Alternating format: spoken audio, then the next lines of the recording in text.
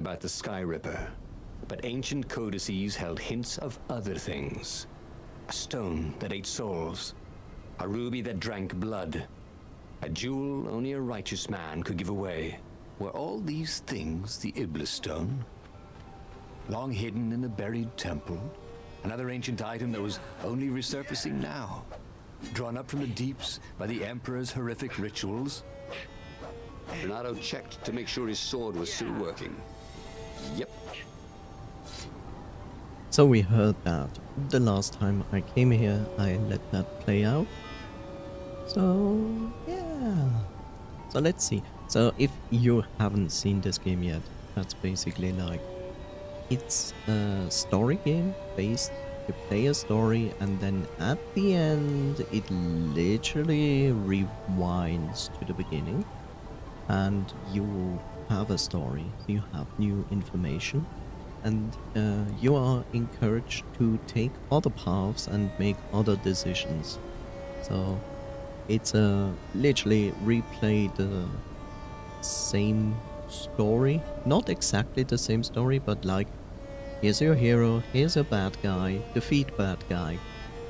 Play this story, notice it won't work out, okay, try another path until you figure out the correct way.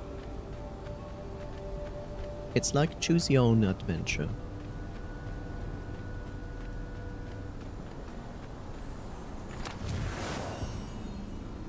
That ought to be enough for a proper sword, he thought? I wish. That would be cool, if anything. You know, I have like different swords here. I have my sword that actually can heal me, and I have this sword which deals AoE, fire damage, but it's basically like extend a circle and then everything in that circle gets burned. So I'm not convinced about the fire sword at all. More like, why is the sword not literally doing fire damage or with a chance of igniting? Sharp? Check. Pointy? Check. Flexible? Check. What else do you need in a sword? Fire damage. Like I just said. Like I wish the fire sword would do what you expect from a fire sword. I'm not convinced about the ability of this fire sword. It's like, honestly, garbage.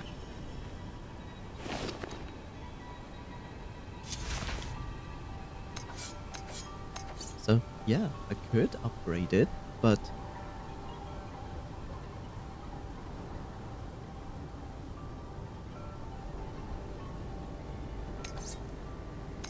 I know what it says there.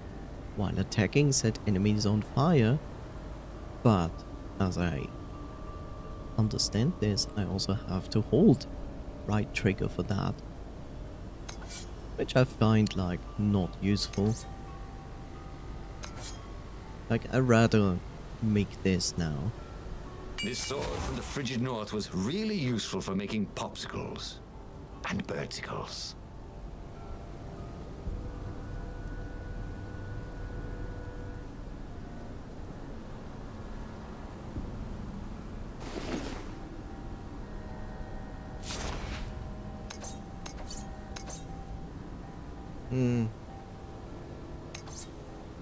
At this point, I'm like, I'd rather wait so I can get this sword. So my first impression would be, okay, I can now just do this and it actually deals that kind of damage. But I'm not convinced. That gave me more water essence. I actually need wind essence.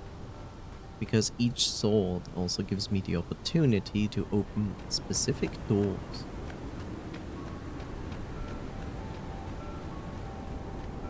And while The air here tasted bitter. The steps were too tall for a person. The entire place felt restless. Like it had been vexed to nightmare under the dust. Waiting for its hour to come around at last.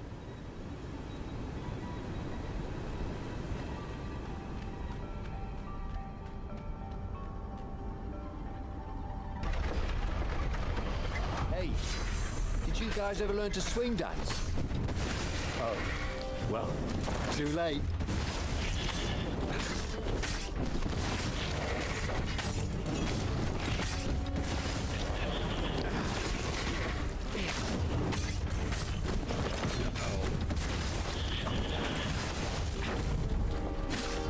I had a hook, yeah.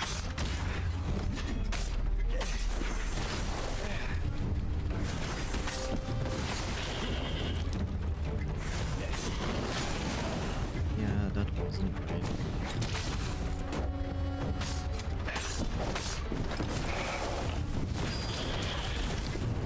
Okay.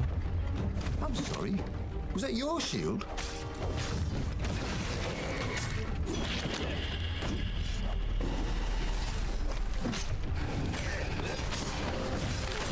That was... yeah.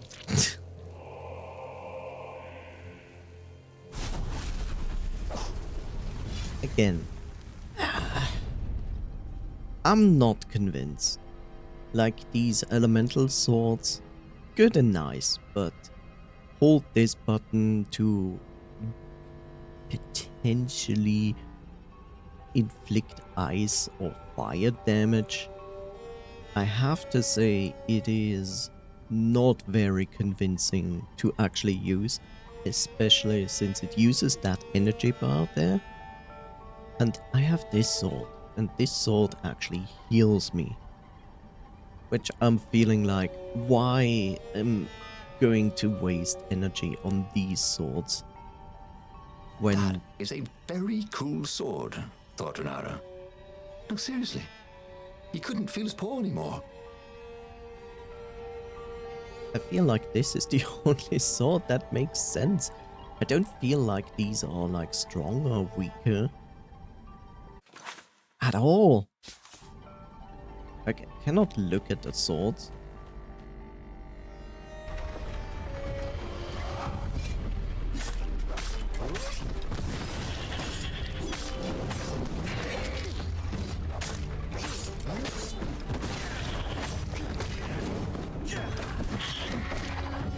Okay.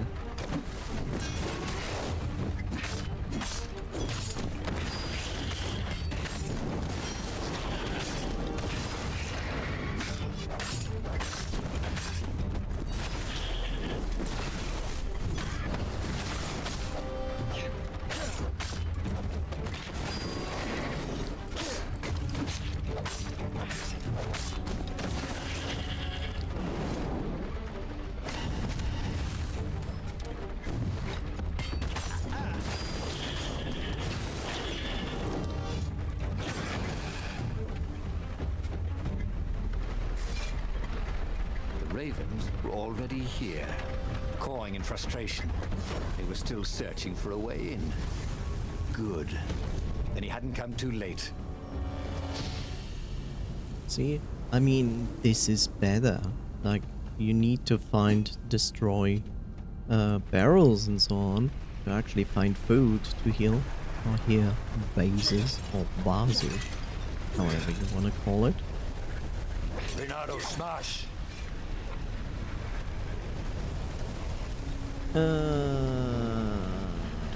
Right.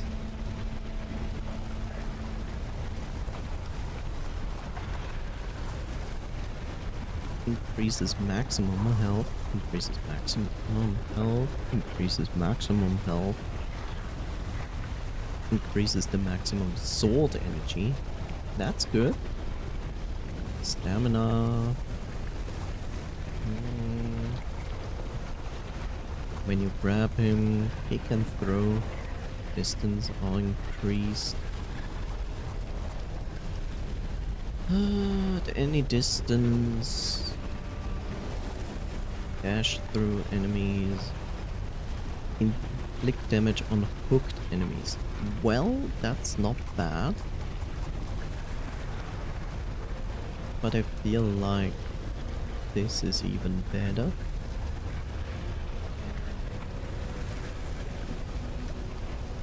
Nice. That could be useful. Isn't just useful, that is good.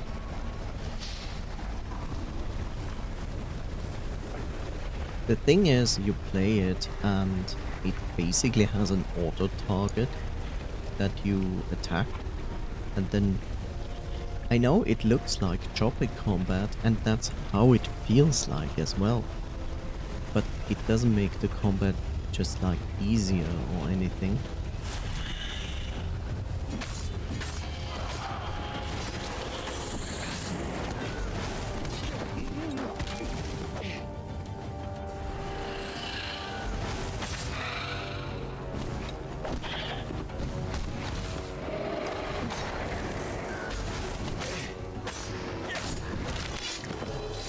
Where See? was the cake? He'd been promised cake. Like sometimes the combat is really like...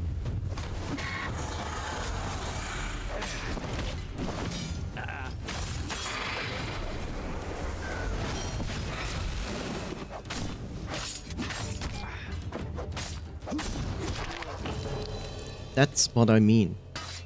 Like, it's not as easy as it looks like.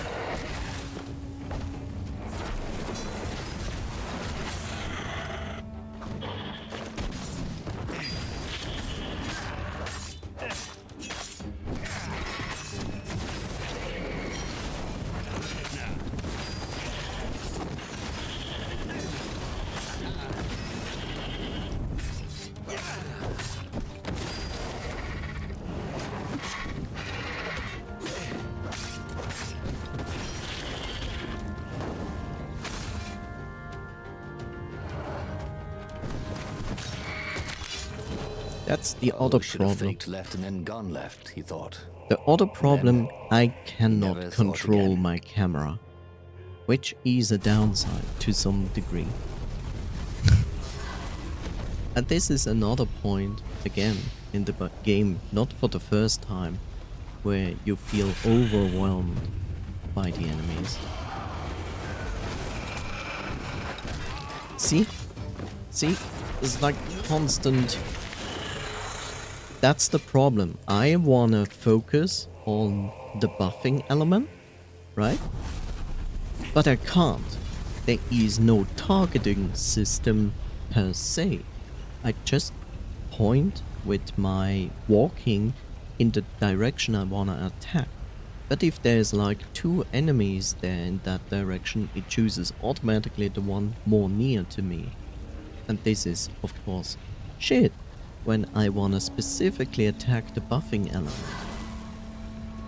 So yes, the combat system has quite the down potential.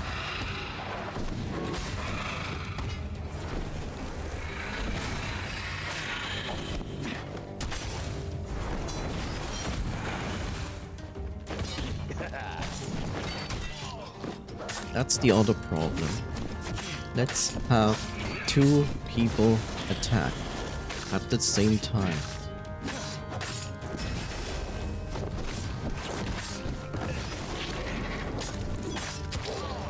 See, I was attacking that one.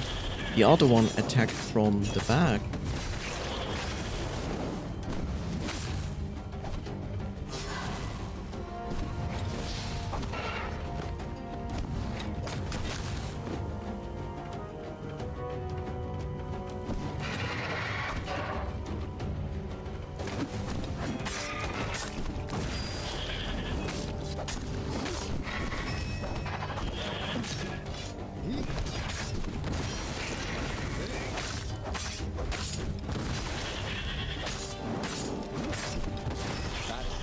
Was going to hurt.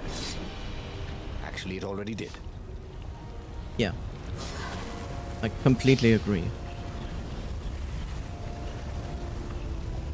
The thing is, I wanna criticize the combat system as it is, but on the other side, I also know this is the first game from this developer, so I always give them the benefit of doubt when it comes to their first game. Say like, okay, this is your first game. You made mistakes, which are clearly visible. I'm just always in this position that I say like, okay, this is your first game. I'm more lenient to like ignore certain things despite that they are obvious problems. But my stance is always like, okay, you made this, and I cannot imagine that the people who played your game would have said nothing about this problem. And then I'm like wondering, why didn't you patch it? You know? You could have done this and you ignored it. And that's my point, where I say like, why did you ignore it? Like, it should have been obviously clear to you as the developer that this is a problem. Maybe you didn't know how to solve it at that point, but why not then seek out help from someone who has more experience and say like, look, this is our situation, this is how our combat works, and we don't actually know how to do it better, so therefore, can you help us? Like, reach out if you don't know. Like, even if you go to your community, you might be surprised. There might be a good amount of people who made maybe no actual game, but did it for themselves as a hobby, and they might know.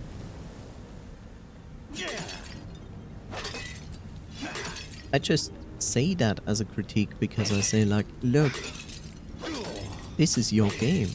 You should care. Like, this is your game. You should feel like, yeah, you're right. We wanna do this better.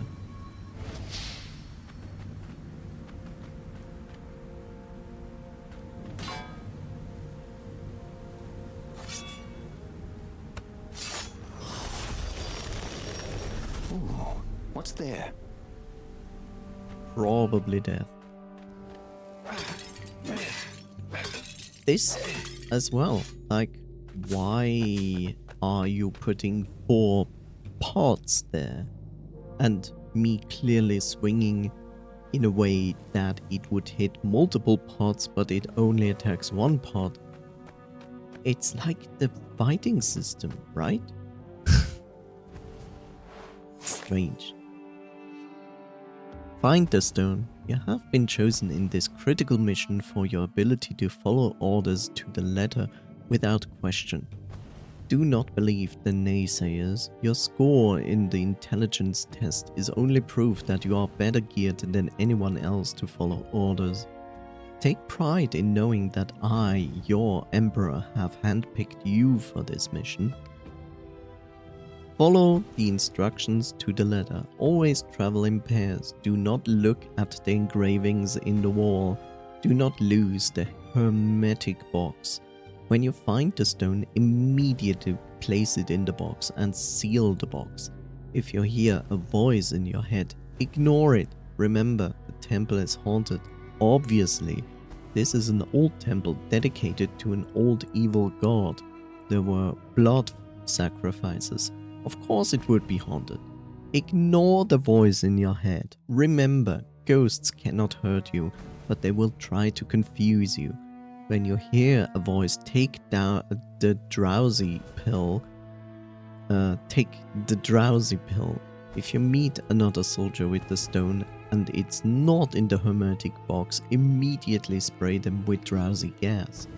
Find the stone, put it in the box, seal the box, and most important of all, find the stone. Like, reading that should make it... God, I hoped his mother wasn't watching. Should make it extremely obvious that, well, you should care.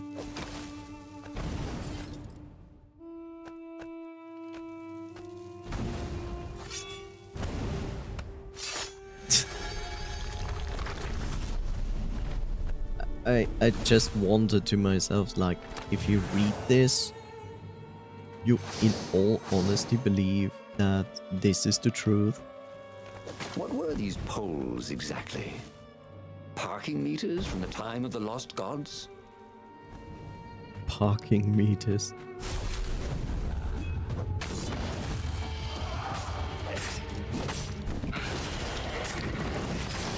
Oh,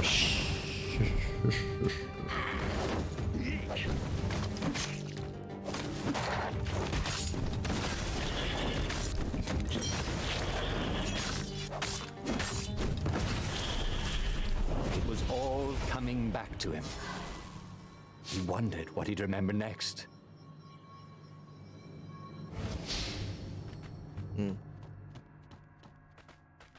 Yeah, the exploding guys aren't great.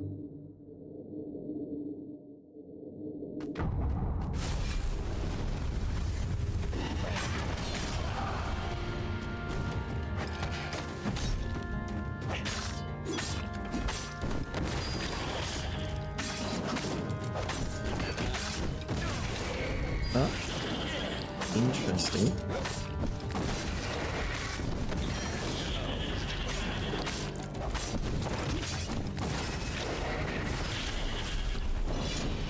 Okay. That was interesting. That was literally the first time I saw that my sword actually attacked more than one enemy. Strange. I don't really recall that it did that before.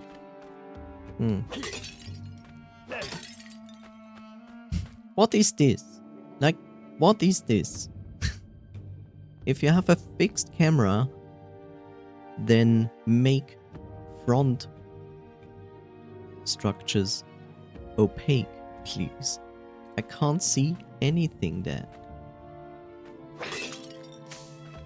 Please.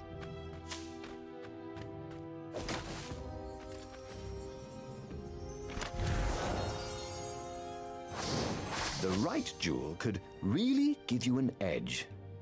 The wrong, well, it still looked pretty, didn't it? Yes. Pretty is so important, right?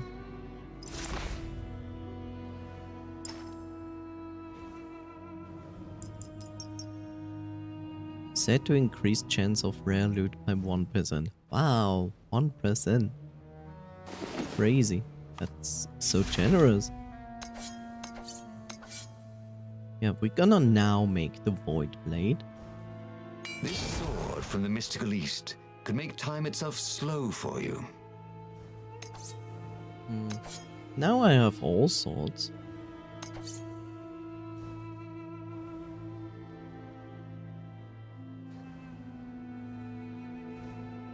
Apparently the swords don't do more damage. No matter what you pick. So it doesn't matter. To me, like, I have now 4 swords. So this one can potentially inflict fire damage. This potentially can freeze enemies. And this makes you attack faster. At the cost of energy. But considering I have a sword that heals me, makes all of these swords completely useless. Why would I ever use any of those abilities? Like, this is potentially the only weapon that I feel like makes potentially sense if I have like a very damage sponge heavy enemy. But this? No. This? No.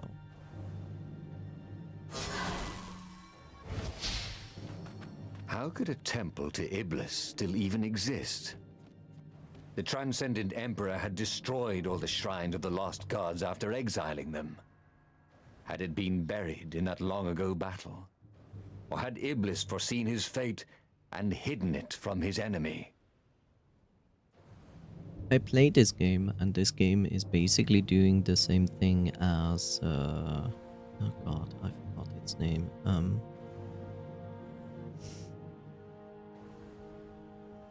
There's another developer who basically does this. Had a game with a small person who creates the world back together. Then there was their next game where you play a woman who lost her voice and finds a sword that needs to be taken care of. And in both cases, they are narrative games.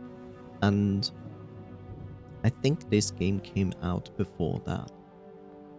And it's not easy to make good narrative games. In this case, I say like, the narration is good, but it also tries a little bit too hard to try to be funny, which makes it less funny. Like, I'm not disappointed by it. It has its moments where I feel like, yeah, it actually is really funny. But sometimes I'm just sitting here and think to myself, yeah, you try a little bit too hard to be haha funny.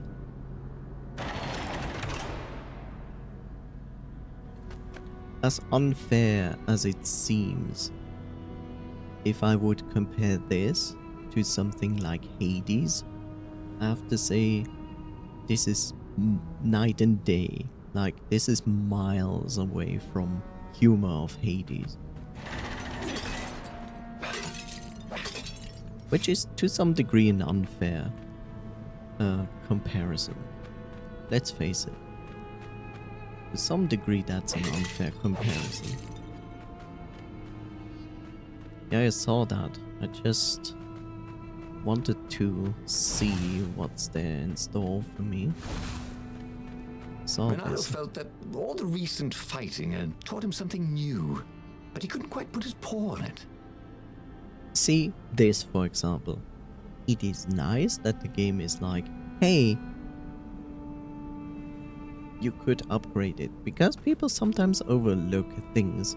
But it also feels like this pushed on, like, upgrade, you know? And that's where I feel like,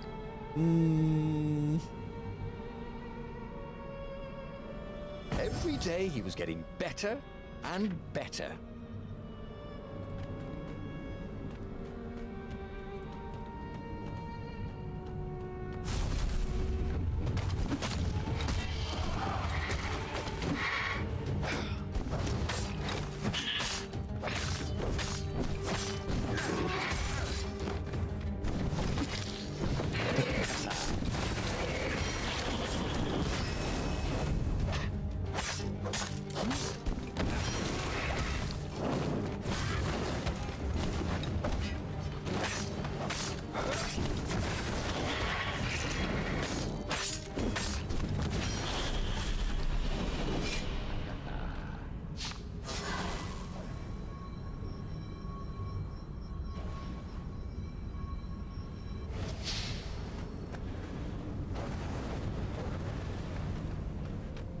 I mean, the levels also offer different kinds of routes, which is nice, but at the same time it always feels like I'm missing stuff.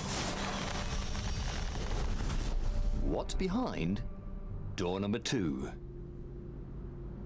That, like, now I have, like, I could continue this path as long as I'm not cut off to return. I could do this path, earn some more XP, potential treasure, and so on, or I could just ignore this and go this way. Which is nice, but it always leaves you with this feeling of like,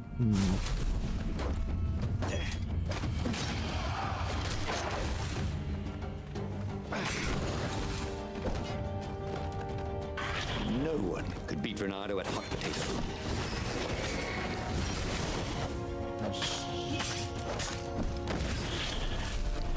That was bad. That was very bad.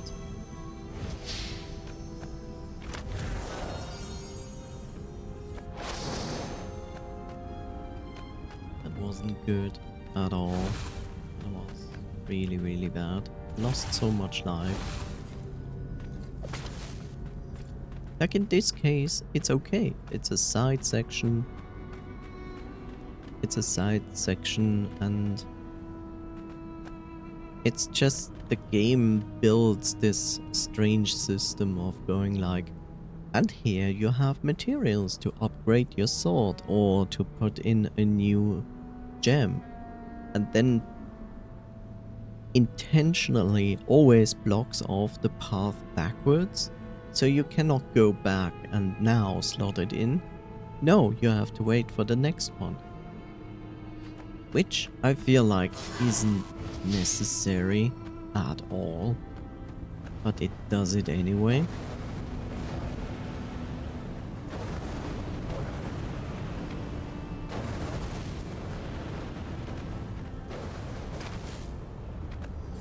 A good thing. Still burning.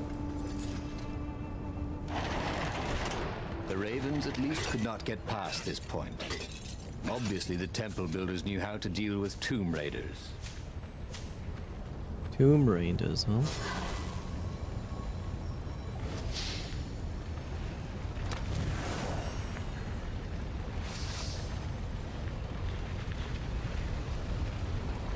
Like, what is this, for example? Why do I have... Like, why do I have a skill point checkpoint literally 100 meters away and you give it to me again here? Why is here not a gem card? A blacksmith gem card? Why? What is the logic behind that? Like, here's this point, there's a side option you could go, and 100 meters away is the next skill point upgrade. And there's no fight in between. Well, there's one fight in between, but you could just go back from that fight like 20 meters.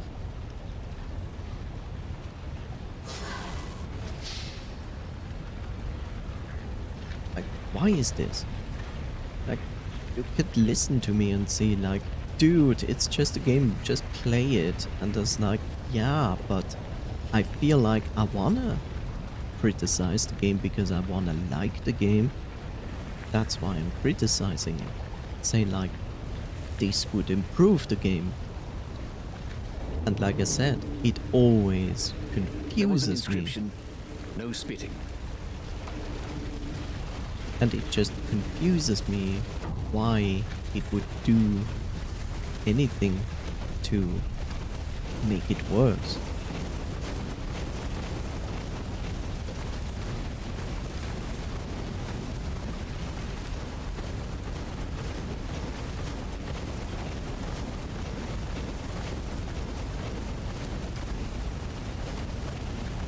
Don't look down, he thought.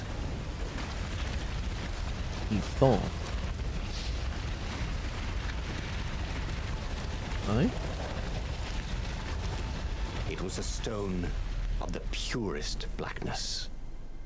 It reflected no light, like a void made solid. Nervous, he picked it up.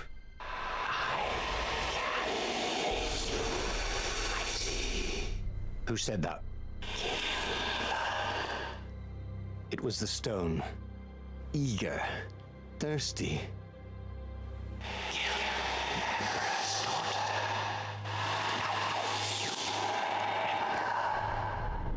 That seemed tempting and terribly wrong. Zenobia was the Emperor's greatest general and a potent witch. But they had been close once, and Renato wasn't sure he really wanted to be Emperor. Why not capture the core of Sky Ripper instead? It was the eye of a lost god torn out by the transcendent Emperor to power his greatest weapon. "It's the core," said the stone anxiously.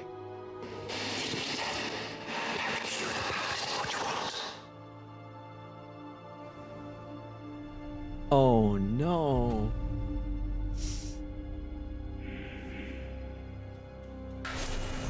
stone bothered him. He hated being told what to do. Wasn't that why he joined the rebellion? Wasn't that why he'd refused to be a soldier? He'd agreed to come on board only if he could freelance. The stone felt a bit clingy. The sage Calaveras had told him where to find the Sky Ripper, a weapon capable of challenging the gods. Even without its armature, the core would still possess great power. He would go there. Well, last time we found this The thing, moment it he created a landed the black Far hole. Farer, Reynardo had a rare feeling of regret. It's not too late, he thought. He could turn around and sail for Zenobia's island. He frowned. Wait a minute. He didn't want to kill Zenobia, did he? Sure, technically she was the enemy, but they'd been at Sword Fu school together. They'd never been lovers, but somehow they'd been closer. She'd told him every secret about herself. Except the biggest one. That she was the Emperor's daughter. No, kill Zenobia, whispered the stone. Before it's too late.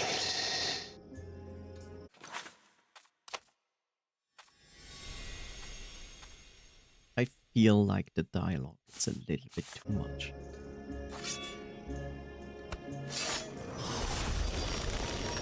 Had that door been opened before? No.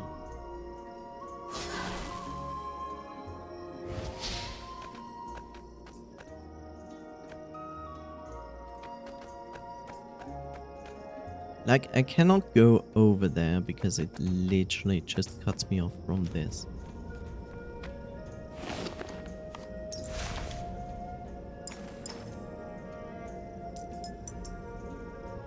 Your hits cause shield grunts to drop their shield, which, in return, makes the other ability that I have to take the shield off them with my hook completely useless. Like, unless there is an other enemy whose shield I cannot break with this gem and I need to rip it off from him, then it makes sense. But then again, you cannot make it like a mandatory ability, since everybody can choose their own abilities on their own accord. What is this? This is a bad decision. Like, on one side you give us the ability to use our hook to take away the shield. Makes sense. Why does this gem exist? As the side option? As the side option of, like, if you didn't choose that ability, now you have a gem that literally does the same thing? For that reason, I understand it. It's a side option. Okay. Dear Zenobia, the director of the academy has told me how much he was impressed by your academic performance and leadership. Somehow, I doubt this was a session of bootlicking. I have seen plenty of those. That old toad is sincere. I'm proud of you, my daughter. You will make a fine empress one day. On my end, great news. Professor Calaveras has been studying the Nexus and he has made a bold observation. That toad is a true genius. You know that the island is unique, constantly changing, new crystalline formations appearing, islands, fragments merging, splitting, slowly drifting, held together by some invisible threads. Professor Calaveras is convinced those changes are not random, but rather indicative of living nature of the islands. He has observed that certain changes on the Nexus follow or sometimes precede a turbulence on another island. Landslide, quake, flood.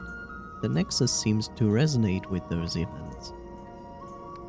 Maybe the islands are a hive mind and the Nexus is the brain. In any case, I am funding a permanent scientific observatory on the Nexus. It will attract the Empire's greatest minds with Professor Calaveras at the helm. I anticipate a great age of enlightenment for the Empire. With love, Father. Yeah, that sounded a lot more like the Emperor before he became, well, basically corrupted. Long live the Emperor! Caught the ravens.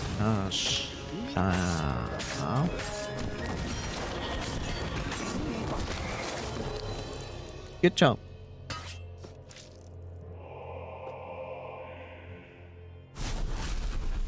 It's always those fire elementals that screw me over.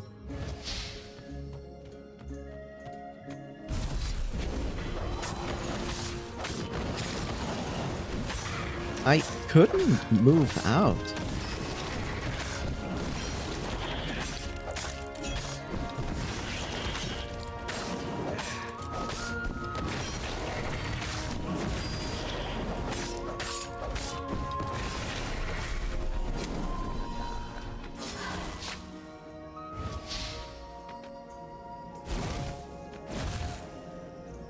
That's the strangest part. I was pretty sure I had 2 charges. No, actually a charge went over. I probably didn't have the charge.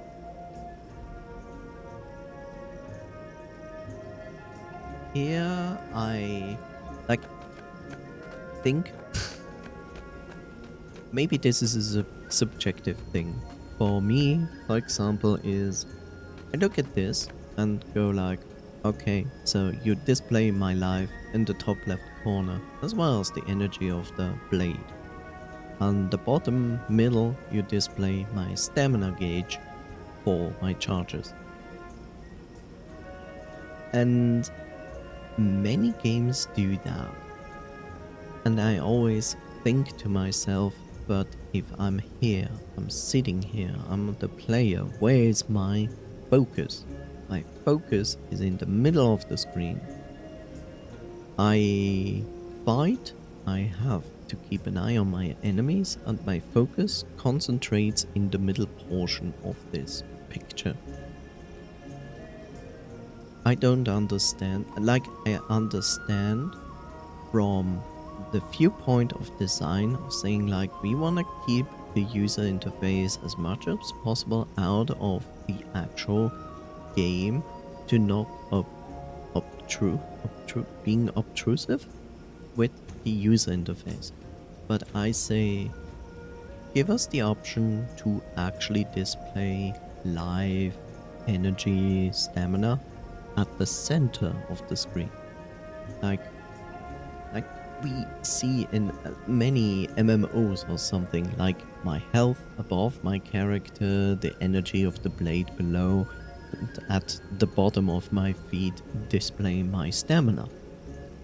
Because then I have all the information in one place, and that makes me do less mistakes, just like I did now, where I literally charged into the fire elemental, which causes the fire elemental go into explosion mode, and I couldn't charge out of it.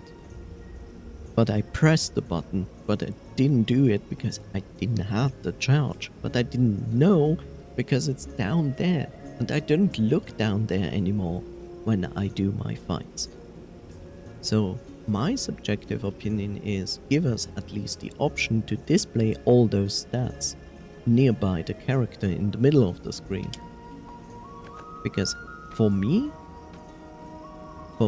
this is much better than having them at the sides where I don't really pay attention at all. I'm pretty sure a lot of players don't have this problem at all, and I get it. That's why I say like this is a probably subjective problem. But I see it a lot in games, and I still wonder why at least not Bernardo the had once option is invested in there. a jewel store, but it lost money because someone kept robbing it. Twist, it was him. You are robbing them? Why? And see, this is the other thing. Like, I want just to go back to now upgrade this stuff. And the game intentionally goes like, no. That's a bad decision.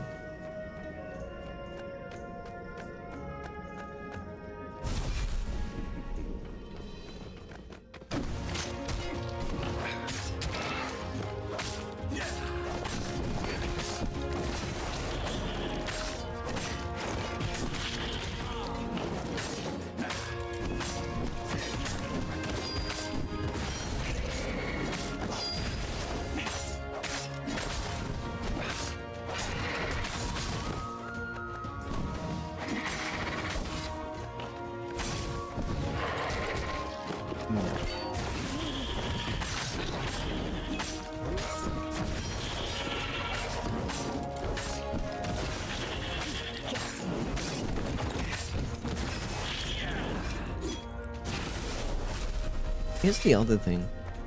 You can pick up the enemies and throw them off the island. I personally feel like that's nice in the beginning, when you had to pick up enemies to throw into shield enemies to let them drop the shield.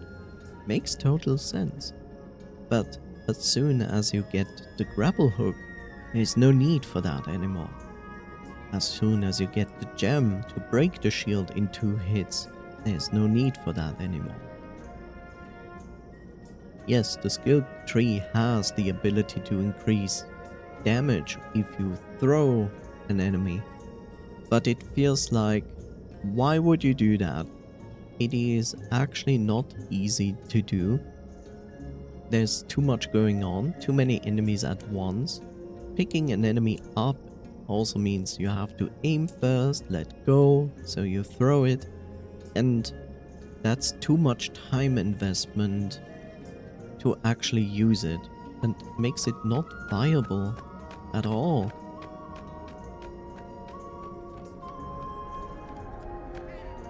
I don't know. In my view, that's When like... Renato went to the china shop, for some reason the owner was always nervous.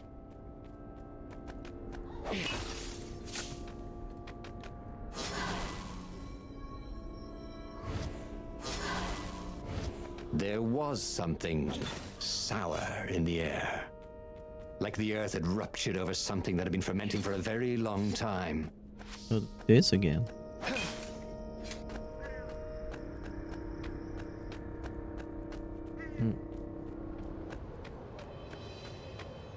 Firewalls only let you through if they think you're hot enough.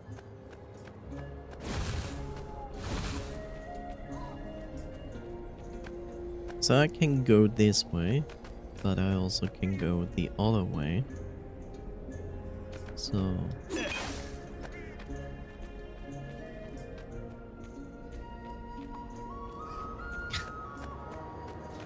I play this game and I say so many critics about this game. There was a pleasant breeze coming through that door. Had it been closed before? Like, you listen to me and you probably think like he hates this game. Why is he playing it? But that's not the case. I don't hate the game. I just want to express what I feel like is not working in the game. Wild gogglers together like this. The toads had to train them not to peck each other to death. So these had to be imperial gogglers. That meant ravens were up ahead. Sleep tight, thought Renato.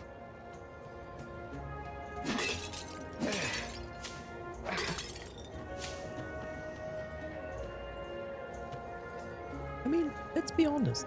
Do you play games and you feel like you never want to actually criticize something? I mean, you play the game because you wanna enjoy the game, right?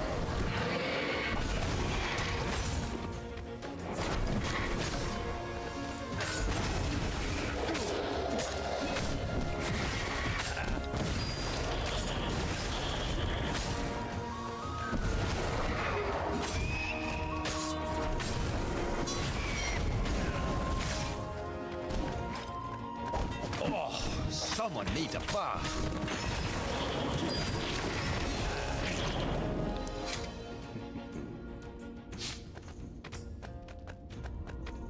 I don't criticize the game to be like, oh, he rambles and rambles. Like, I do it because I see problems with the games, and I wanna talk about it and say like, look, this is not good. Maybe it's a subjective view.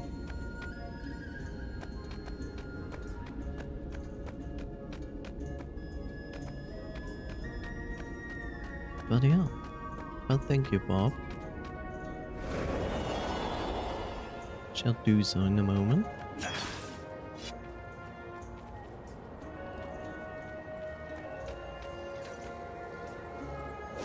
See, here I can do this. As long as I see a way back, it's fine. If I can't go back, then it's not useful to do. This is probably the way... Yeah, that's the way you could have gone. The stone hadn't lied about what it could do for him. With each raven he cut down, he felt a jolt of power flowing into his arm. "You're weak," whispered the stone. "The core will kill you." "Are you afraid of it?" "It would be ridiculous," it chuckled. "But it's unstable. It will poison you so much as to carry it, and if you try to use it, it will explode catastrophically." Reynardo did not trust rocks that talked in his head. He went onwards. The thing is, Once, Renato had been to a dungeon where all the chests were locked. It was awful. Yeah. See, those are moments where I say like, that's good joking writing in there. Like, that was good. But there are moments where you listen to it and go like, eh.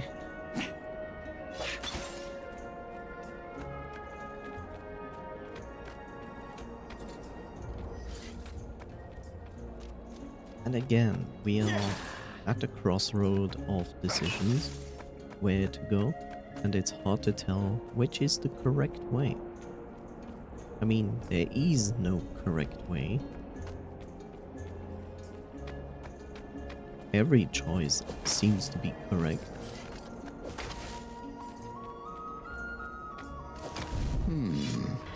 Where did that go to?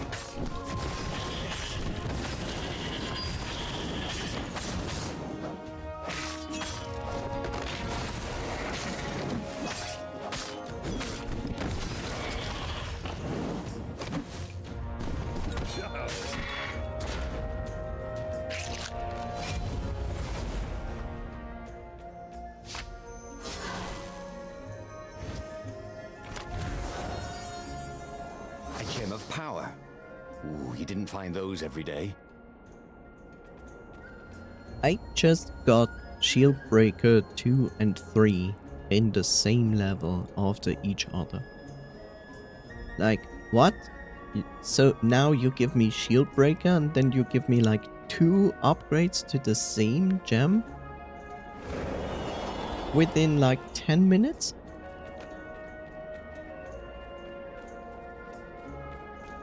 That's weird. Why would you do that?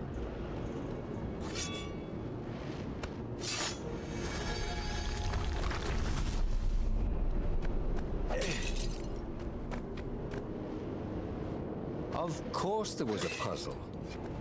You couldn't expect the transcendent emperor to bury a god's eye in a leather sack where anyone could pick it up. No. I feel like that makes perfect sense. And it's not really a puzzle. Let's face that.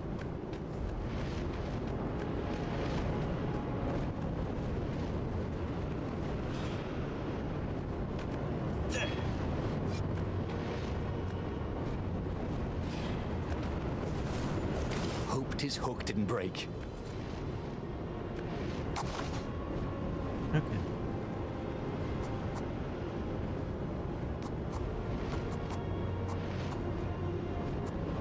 Well, we increase our max life. No reason why not.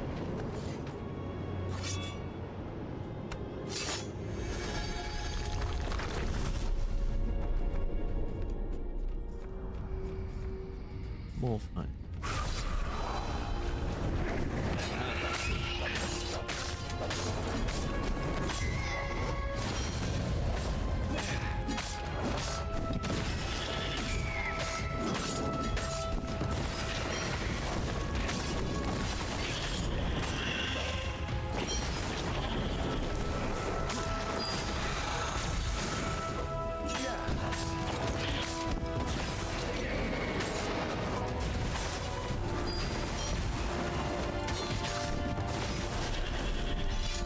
That went extremely crazy. Sometimes those battles go very bad. Bad way. So this again. As he approached the core, the stone became hysterical.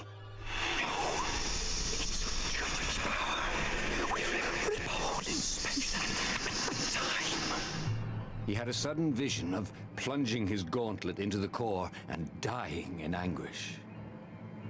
That wasn't his vision, was it? The stone had sent him its darkest fears, hadn't it? He had a sudden impulse to do exactly that. He raised his right fist and plunged it into the core. There was a rush of light. He thought he could hear the stone screaming. And then he passed out. When Renato came to, the core was gone.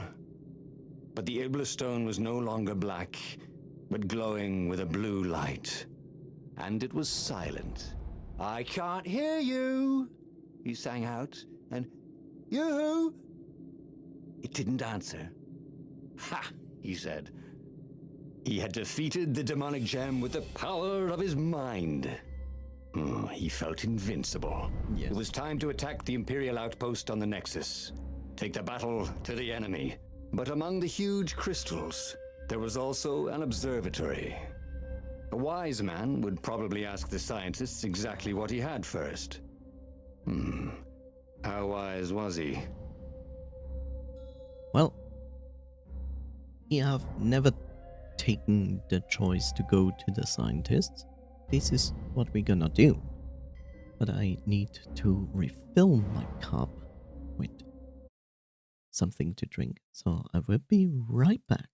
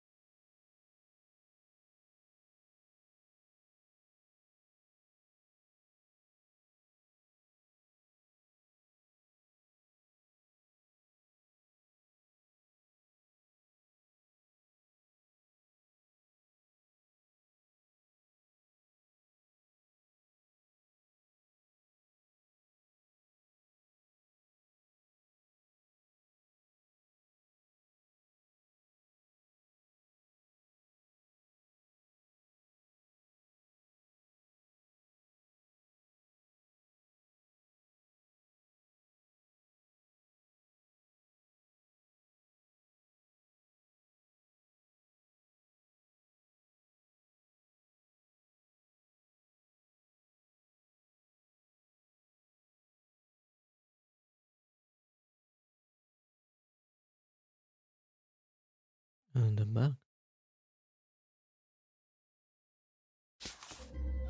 As the Farfarer made its way toward the Nexus, Renato watched sparks fly out of the core. The Iblis stone sucked them in hungrily. You'd think the stone would want this kind of power, wouldn't it? Thought Renato. Well, the scientists would explain it all.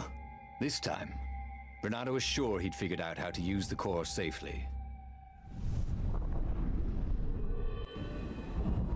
Now would he?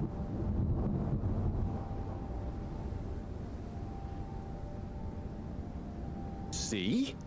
He'd trusted his gut, and it had worked out. That's what it meant to be a hero.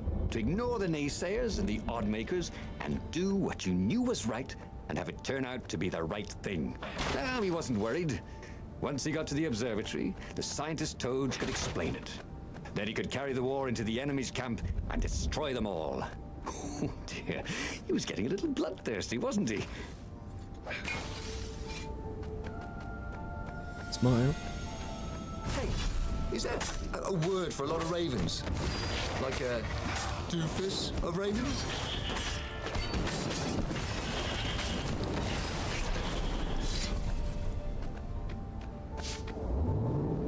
I liked the core when it was in an amateur because it was an additional helper in my fight, which was very useful. Here we are.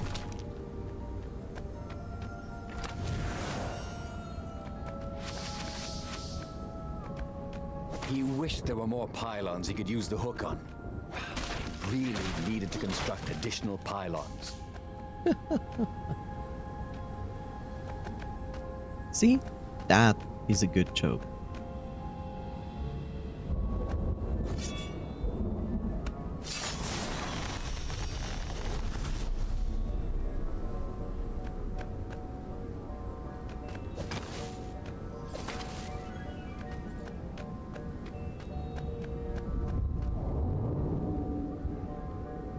Imagine getting a horse up in one of these things. He would be cursing a blue streak. Cursing a blue streak. What does that even mean? I don't get it. Run away? Probably. I don't know.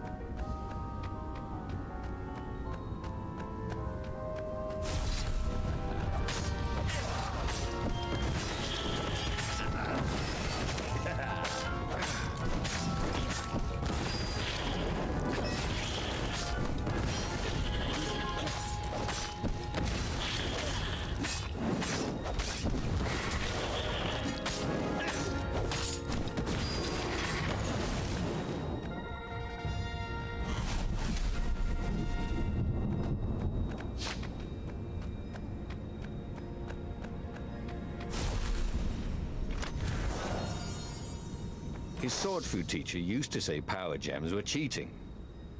Stupid old fart.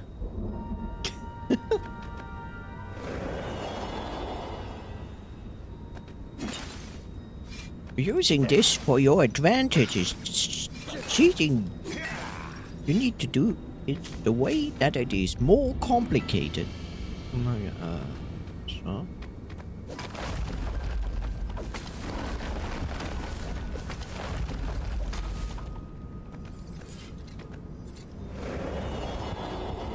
Bernardo had never felt better in his life. Normally, a battle would wear him down and he would need a night's sleep. Now he felt like he could go all night and all day. He felt like people were cheering him on and he could practically hear their applause as he slew one raven after another.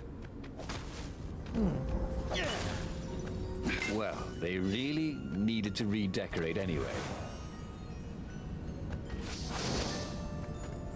Feels completely normal, right?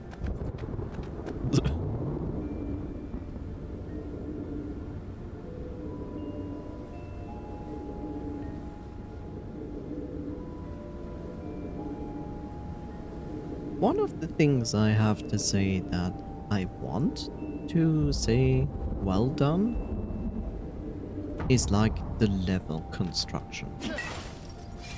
Since you go through the same level at different paths, especially on this mountain, you see how, you know, it feels complex. Like, this is a way, but you can skip a lot of that way if you go this way. Of course, it can just be the illusion of complex. The Iblis Stone and the Skyripper Core. Two artifacts from the time of legends. Bernardo was becoming a legendary hero, wasn't he?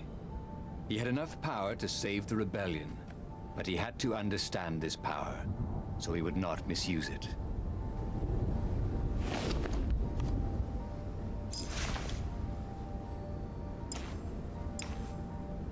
Oh, so it automatically upgrades. Okay, I see.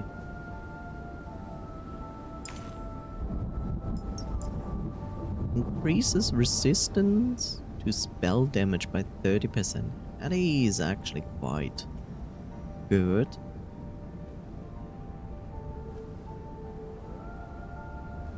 Oh, let's try it out.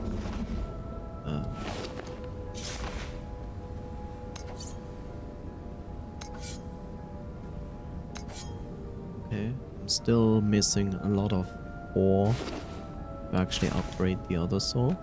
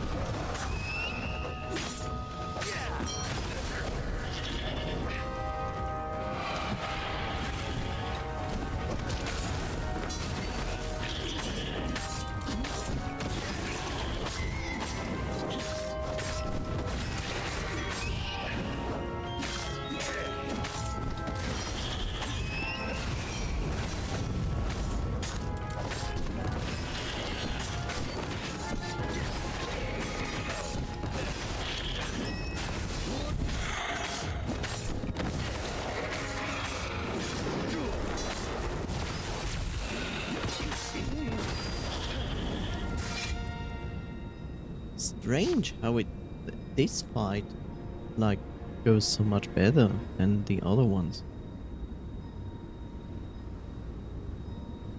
It's okay, Coffee Siphon. Like, arguments happen. It's okay because, look,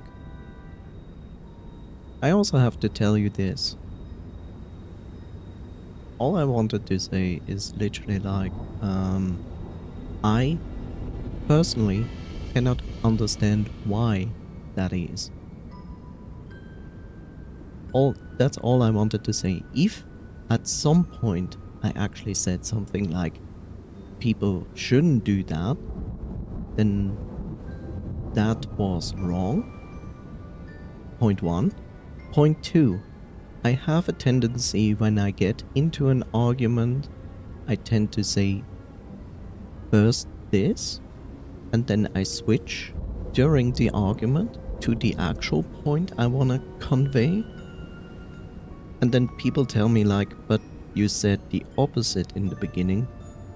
And I'm like, I don't remember that. So if that ever happens, and I'm not entirely sure if that happened yesterday between us, then be aware that is something I tend to do without being aware of it. And if I ever do that, tell me. Okay? Okay. I'm just making sure. And I'll just tell you if I ever do this opposite thing in an argument, tell me. Because I usually tend to ignore it.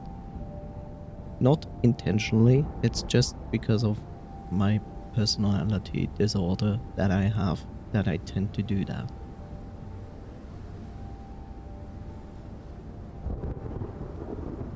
And it's fine. Look, it's okay. I take the apology, but I also basically... I take the apology from you, but I also want to apologize. Look, okay, it was unfortunate that we got into this argument and both sides were like, I insist on this, and the other side insisted on the other thing. It happens. It's okay. No. I have schizoid personality disorder. And if you want to understand what this exactly better means, in my case, I have a highlight of the stream where I explain this. in detail what it means in my case. So if you're ever interested in that, feel free to watch that at some point.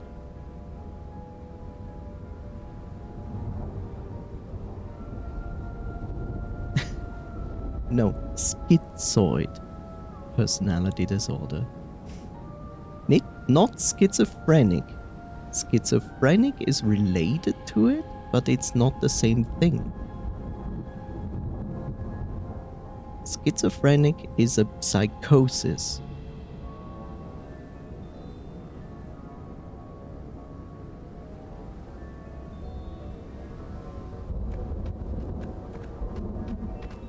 It's a difference.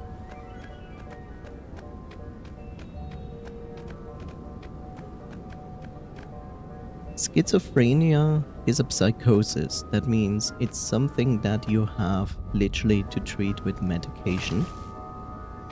It's like something that comes up that is very, like, bipolar disorder, for example, is also psychosis.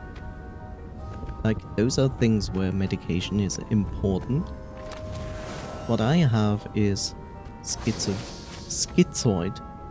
And schizoid is like something that can fall towards a schizophrenia, but it doesn't have to.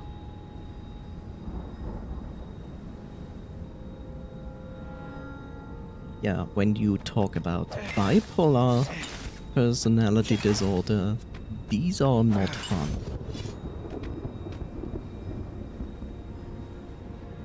Yeah, because bipolar and schizophrenia both are psychosis, so they have these phases when they go like out of control, and that's the bad part about it. And that's why those are treated with some medication to actually lower the symptoms when it happens, or even avoid it. Yes, it can. But in my case, it's not a psychosis. It's just a personality disorder. That means, in short, that I simply just think a little bit different than the normal person. I'm also someone who has no problem being more isolated from other people. Like, I can stay at home for weeks on end on my own. I still go online, but I'm not gonna feel like, look, the ceiling is going fall onto my head after like a week of being at home and I'm going insane because I need the social interaction. A lot of people would then think like I'm antisocial, but I'm not. Not at all. I love being social.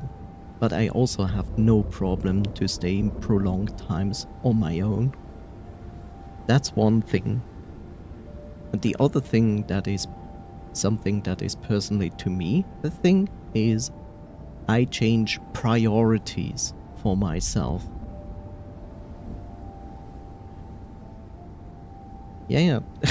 I don't say per se if you are a person who has no problem for staying home for a long time, that isn't automatically the indication of like there is a mental or psychological problem. There are other people out there that have that.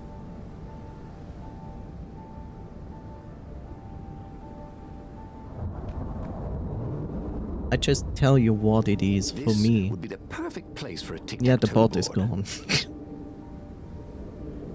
When I started to stream, Seribot had problems to join, so I had to stay in shield mode. But I'm glad that Seribot recovered. Yet depression has a similar effect. You just don't want to go out and interact with people. That's another thing. But for me, it's like, it's one thing, like, it can be...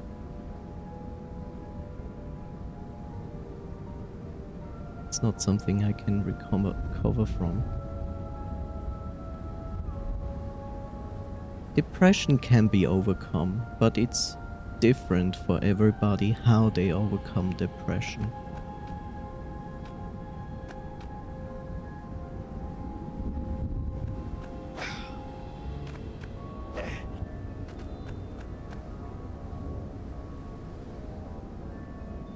Depression is more or less part of anybody.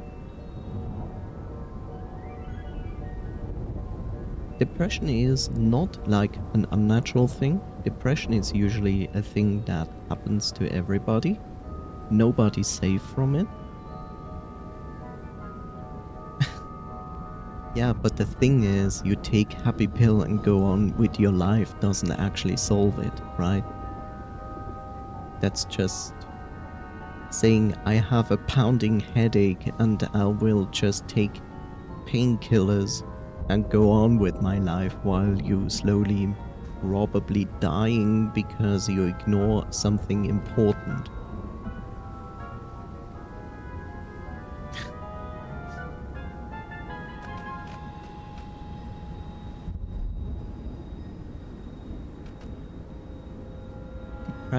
Depression is... yeah, basically yes. Look, depression comes in two forms. One is the natural part. You will be depressed for something that made you sad and wasn't good for you. The difference is the natural depression is something that comes over you, you go through it, and after a short time you go back to normal. When you really have depression, like in another form, then it is something you need to work through.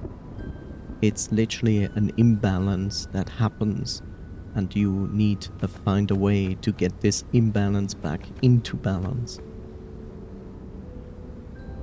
Oh, keep doing side quests while the main world is literally falling on your head. Oh, you mean Elder Scrolls. That makes sense. So Elder Scrolls is actually depression. I should post that on social media. They say ignorance is bliss. Yes, ignorance also can kill you. So, doesn't sound like a good idea.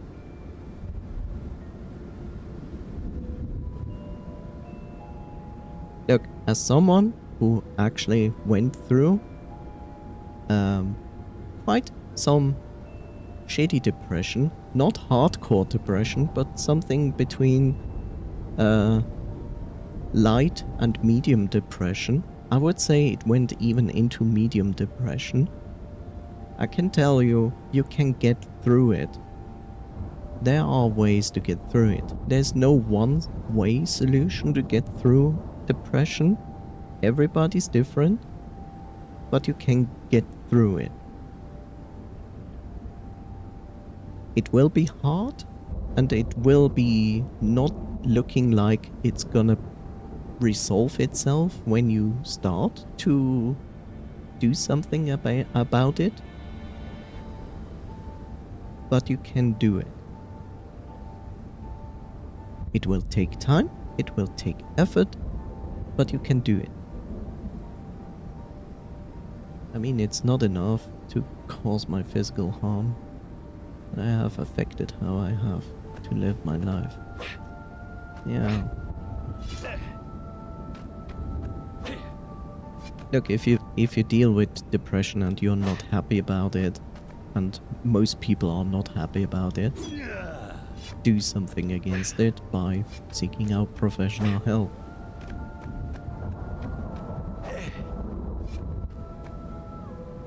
The toads at the observatory measured the stone with their occult devices. I fed it the core of Skyripper, explained Renato. No more feed me blood and souls. But the core is not an unlimited energy source, said one toad. Another said, There's a feedback loop, you see, which could overload the stone. the stone doesn't actually feed on souls, claimed the third. but on pain of killing another sentient being. If you can truly be at peace with yourself, it would not overload. This was all very confusing. At peace? Yes, the mountains were peaceful and quiet, but he now had the power to turn the tides. He should report to the Rebellion Council and prepare for the decisive battle.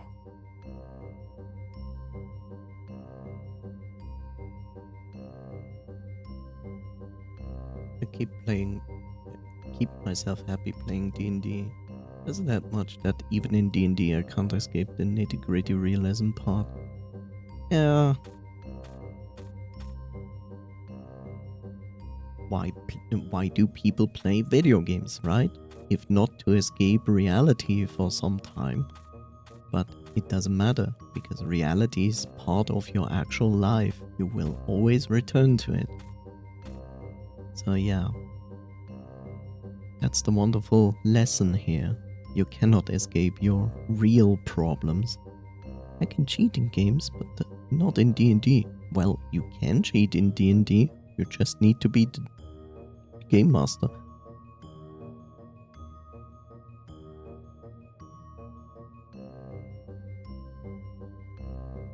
Let's face it, even as a player in D&D, you can cheat by throwing some bullshit at the GM that the GM didn't expect to hear.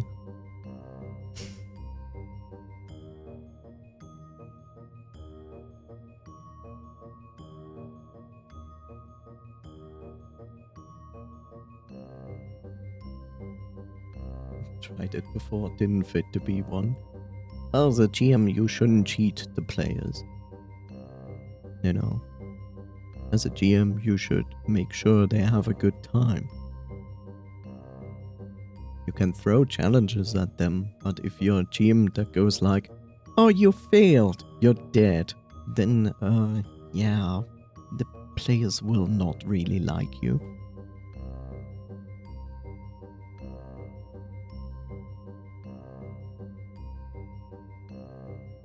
Okay.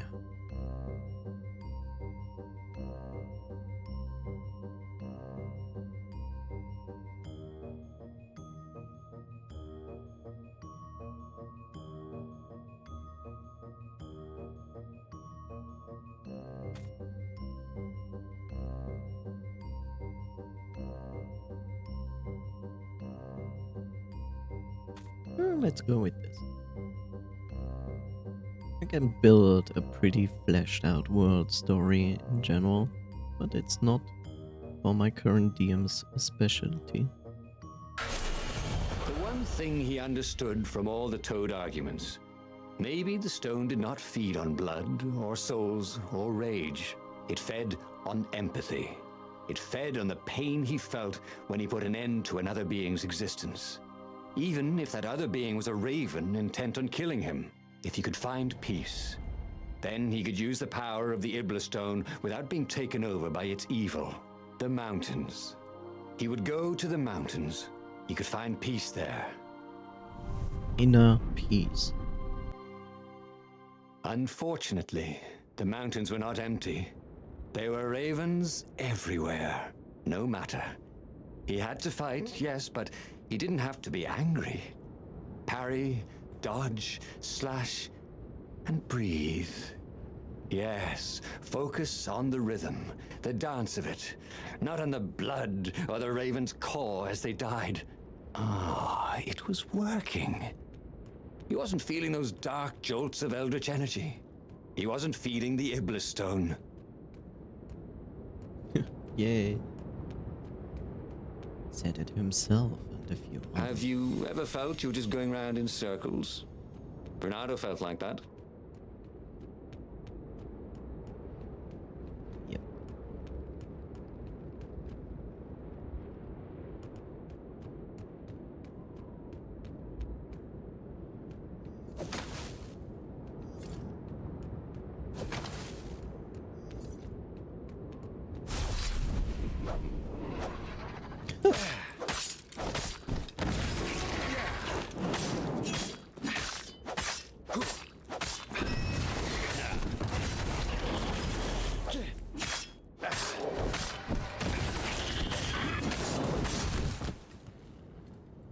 This is yours, said Reynardo. but he couldn't hear his enemy's answer.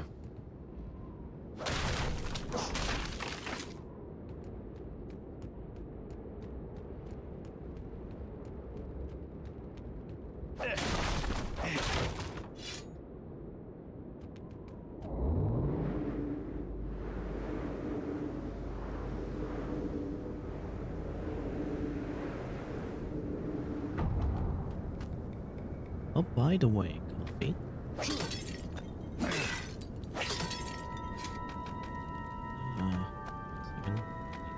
something.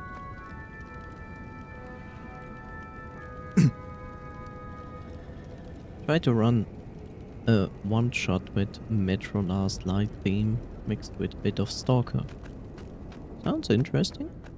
Oh, kill the fox! Caught the ravens. Nobody said they were original.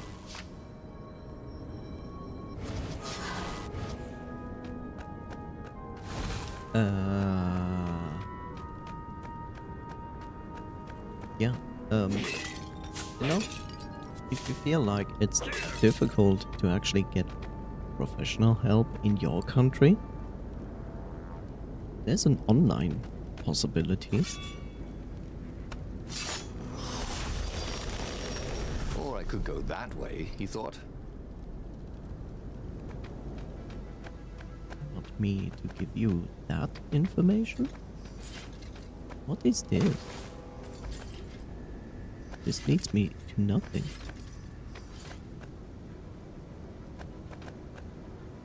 Oh.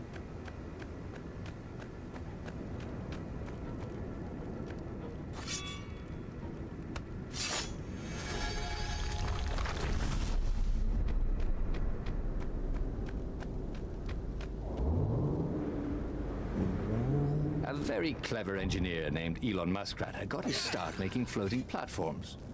Not many people knew that. Elon Muskrat. Elon Musk.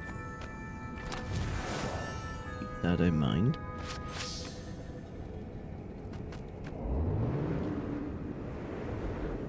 I prefer to call him Musky. Now you gotta slay Muskrat.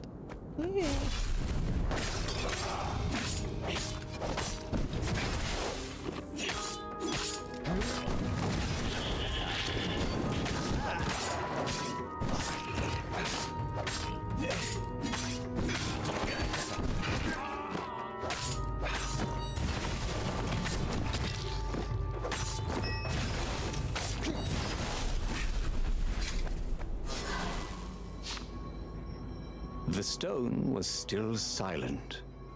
His mind was his own, and his heart too. He bore them no ill will, these ravens. They were doing their job. They were expressing their nature. Dance, whirl, parry, jab, and breathe. It was all so simple, wasn't it? But Was something it? was missing. He didn't feel truly at peace.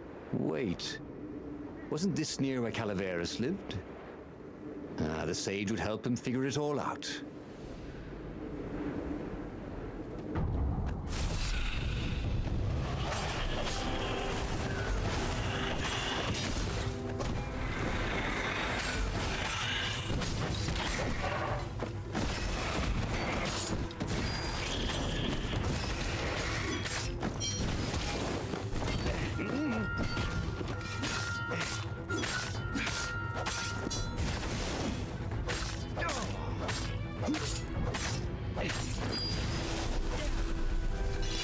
You know, it's annoying when the crows are like strengthened by that blue aura.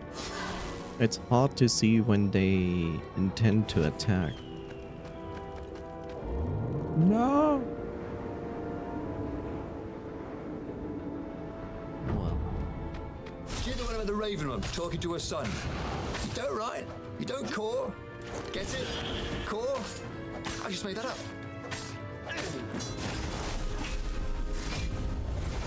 there is again the humor that isn't funny.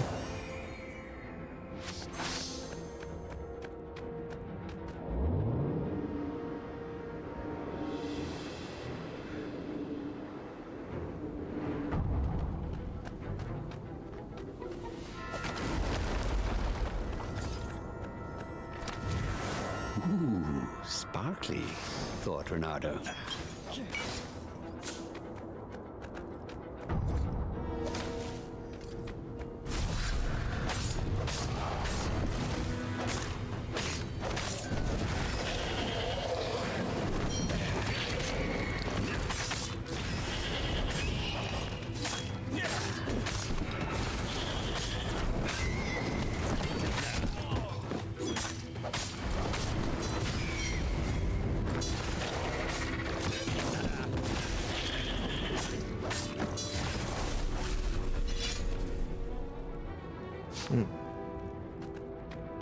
Best part is when there are like two crows next to each other and one of them attacks and you target the other one. Like,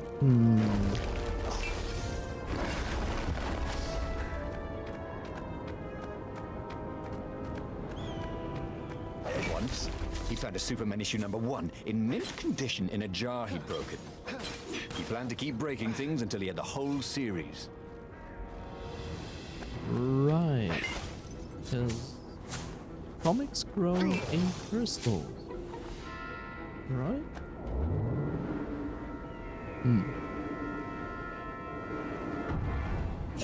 Makes sense.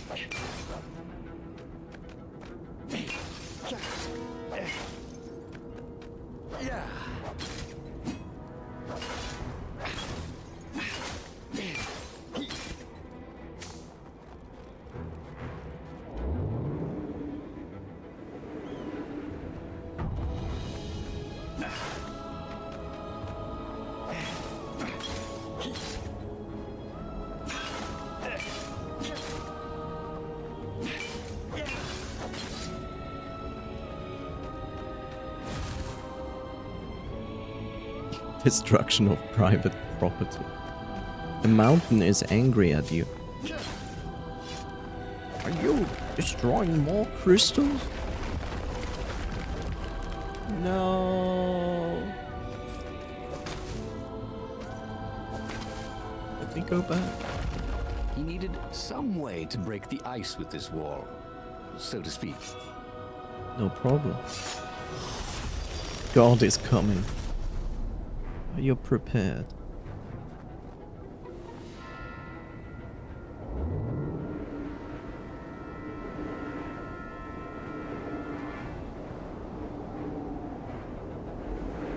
Where the heck is this even going?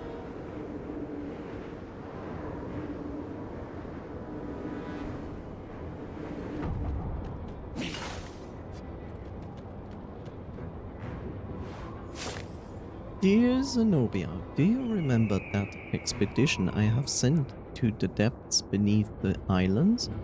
They have returned. Well, 3 ships have returned out of the aid I sent. Of course, I mourn the losses, but the knowledge the survivors brought back is invaluable. What they have experienced is incredible. The air gradually grows denser and more turbulent until it becomes a suffocating, bone-crushing thunderstorm. But the islands keep stretching for miles below the surface, and they have roots that radiate downward far beyond sight. No, I'm an unbeliever. You heathen! The islands are alive. This is the proof I was looking for. The thick air of the depths keeps them afloat, and in the depths they find their sustenance. Do they have a conscience? Are they aware of our existence? Or are we merely parasites that they ignore or tolerate? I must prepare another expedition. This time I will go myself. I need to see this wondrous world of the endless deep sky. Don't crucify me. I won't.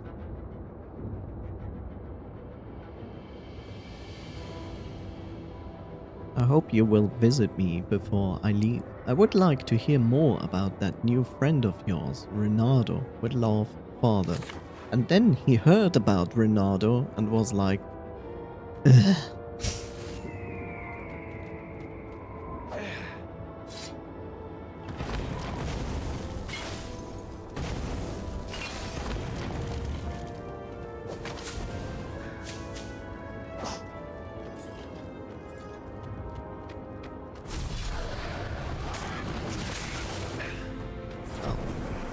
expect that fight at all.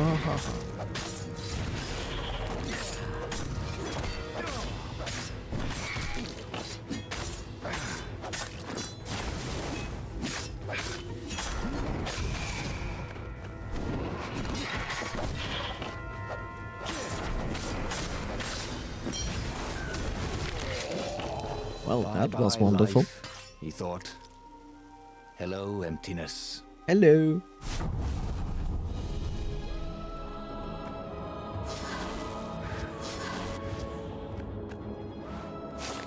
No.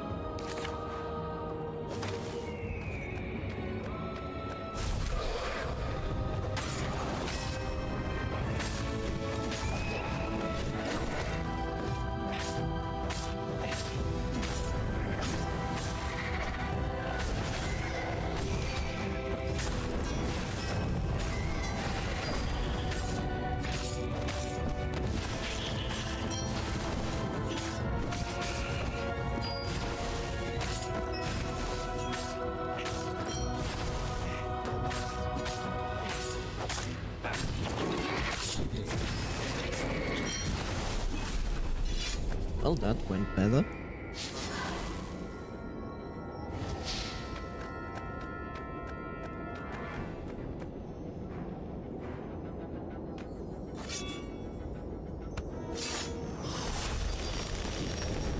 You never knew where the road would take you, thought Renardo.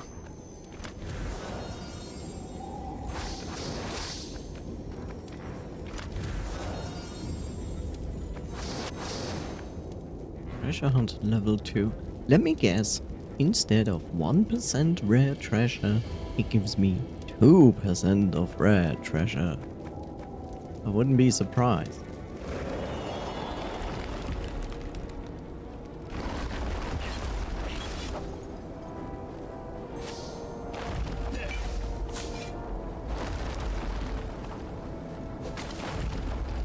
What was really fun was hooking yourself onto a moving ship.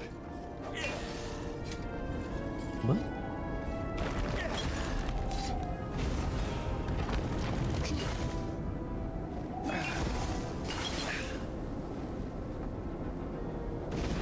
My healing just fell down. The Iblis Stone, silenced by the Sky River's core, had given Renardo enough power to challenge the Imperial fleet. But what Renardo was seeking was inner peace. The rebellion was on the verge of extinction, but it would have to wait. Yeah, rebels can wait. Inner peace comes first. You know?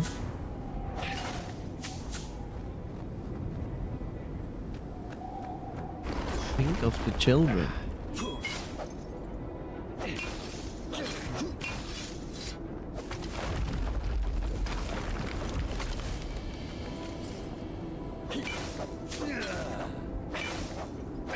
Truth was, Renardo really liked the sound his sword made in the air.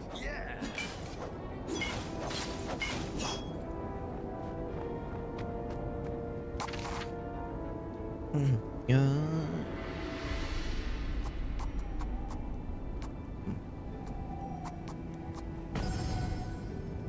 More help.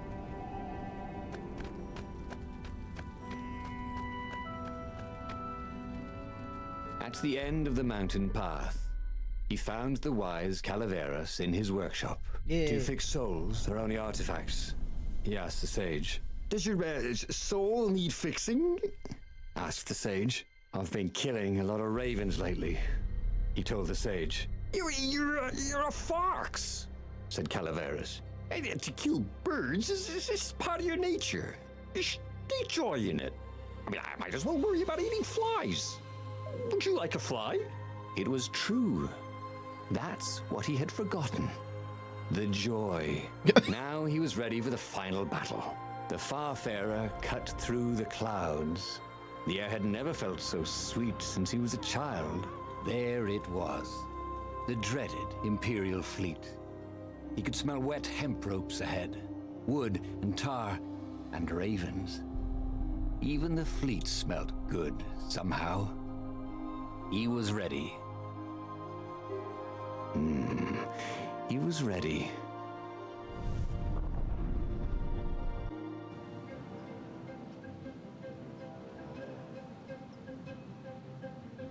Renato had it all squared away in his head. He would kill the Emperor. Isengrim III had begun well, but he had gone mad. He was trying to invoke the lost gods by means of dark, blasphemous rituals. That was a secret, but the victims had spoken to Renato. The ghosts had spoken. No anger. Renato could not afford anger.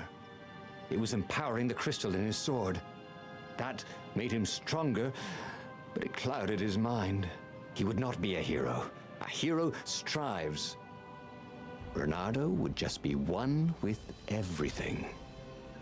The Emperor would die, and the wheel would turn, and all would be restored without rancor, without sorrow, without pain. Oh, sorry. You play a video game? Oh, okay.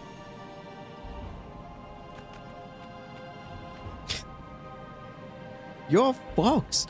It's okay to kill birds. Okay. Oh look, I was right. Increased my rare loot chance by 1%. Cool.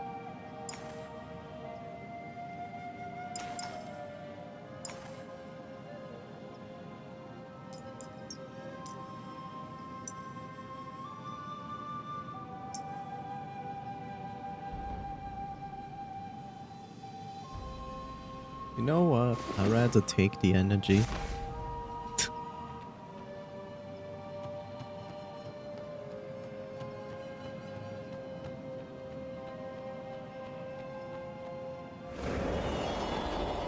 Here we go again.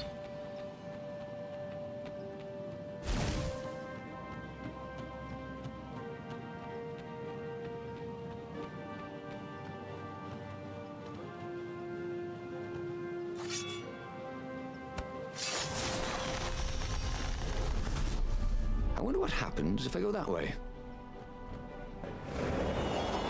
I will go to a different location.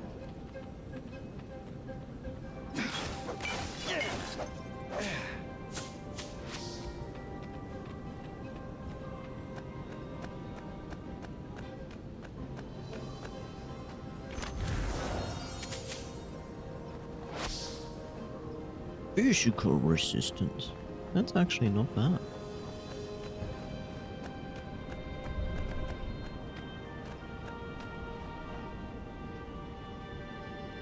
Okay. Renato wondered idly if people who had built these poles had really, really long tentacles. Tentacle.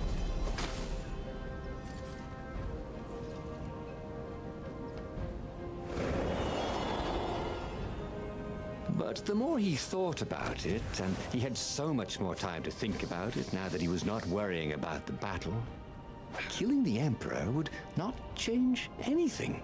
Another would take his place. Perhaps Zenobia. Perhaps the Speaker of the Rebel Council, and power would corrupt them too, and death would make grief, and grief would lead to hatred. He must lead by example. Reject the violence. Reject the desire to create violence. But how? By becoming the jailer of the Emperor again.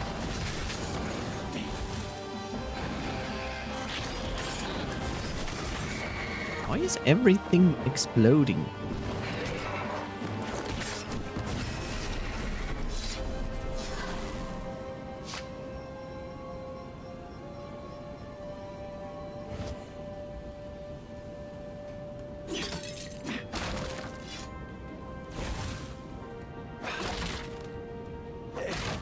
Empty boxes. If they didn't want their things broken, they really ought to make them stronger.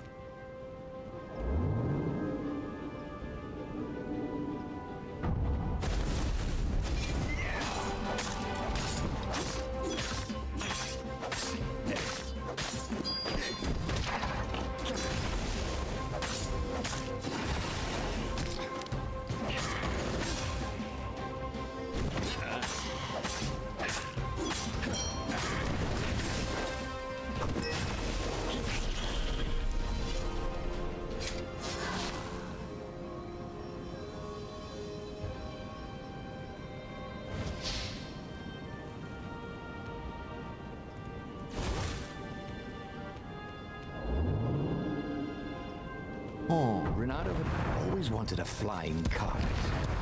This was more like a flying tabletop, but it would do.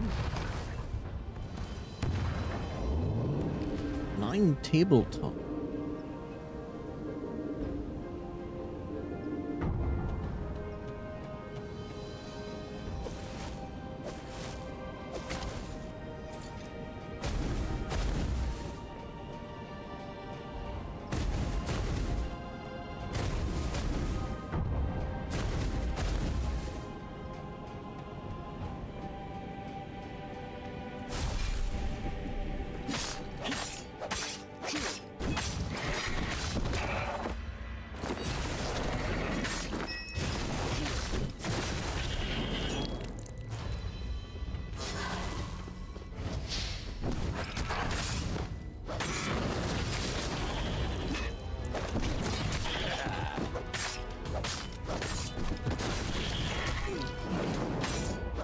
Yeah, I love when two guys attack at the same time. My favorite.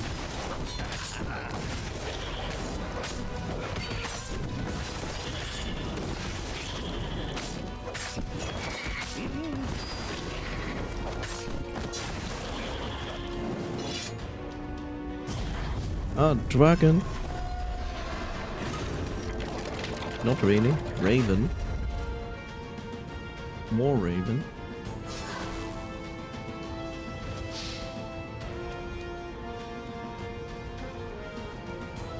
Yeah, just walk into the incinerator there. Finally, he came to the Emperor's ship. The path behind him was strewn with dead ravens. The path to enlightenment. His mistake, he realized, was trying to change the world. The world would spin and the wheel would revolve whether he strove against it or not. What he had to do was nothing. He had attained enlightenment.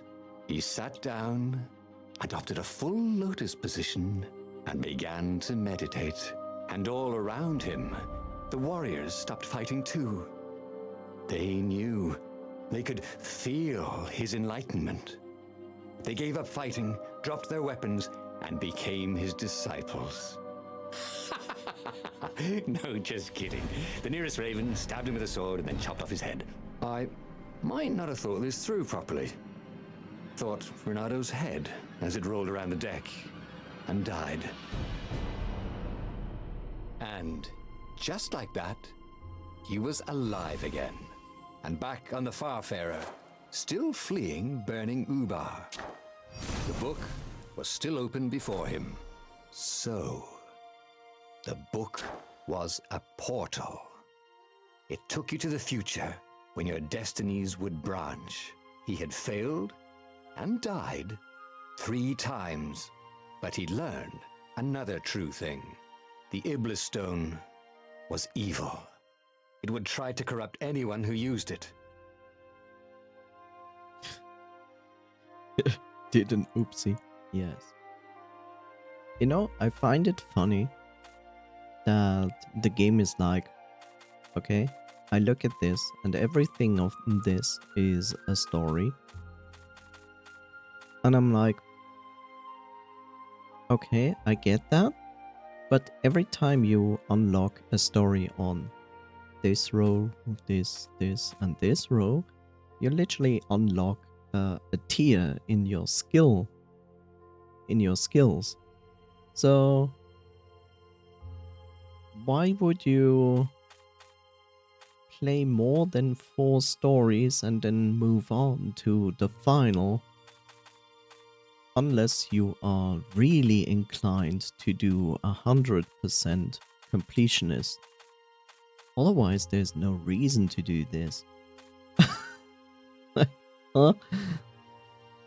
But thank you, Bob. I already did that, but thank you.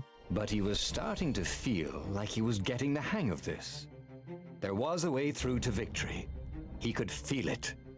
He just had to keep running the path of destinies. With that, the book fluttered back to the beginning, and he fell into it. The clouds parted over the Isles of Boreas. It was time to choose. We heard this The before. rebellion was in trouble. Ravens were scouting for the secret rebel base. They needed a game changer. pieces of the Sky Ripper had surfaced. Renato knew that using it could go catastrophically wrong, but he was sure he could figure out how to use it safely. Also, a temple had risen out of empty desert. The Iblis stone was hidden there. It was a dangerous artifact. It could corrupt its user into a bloodthirsty monster. Maybe he could find a way to use it, to take its power without surrendering to its wickedness. And also, his old friend Lapino needed rescuing. Of course, Renato had a pretty strong suspicion that Lapino had betrayed the rebellion. But could Renato really leave an old friend to the Ravens?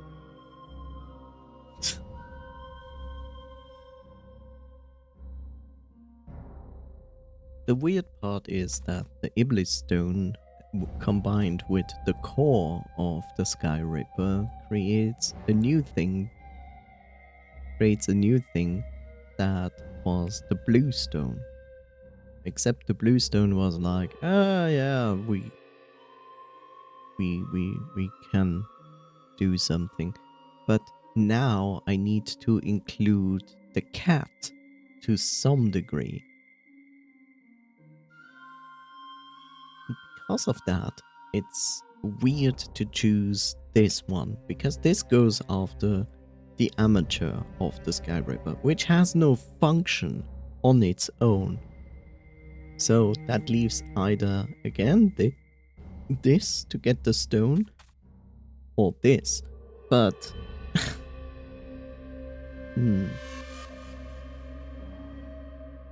it's hard to tell, because if I get the stone will tell me, go to the cat and kill her.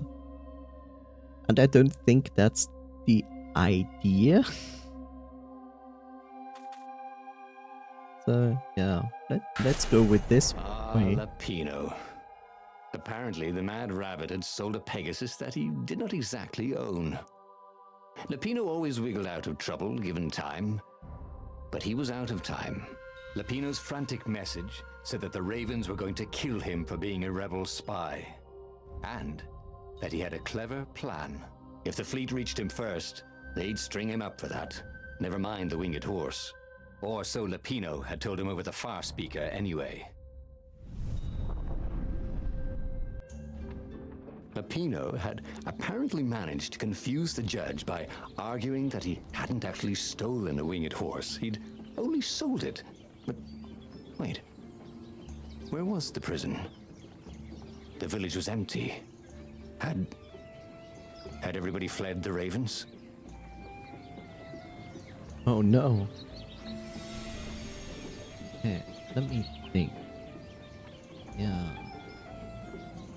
We're gonna experience the next story next time.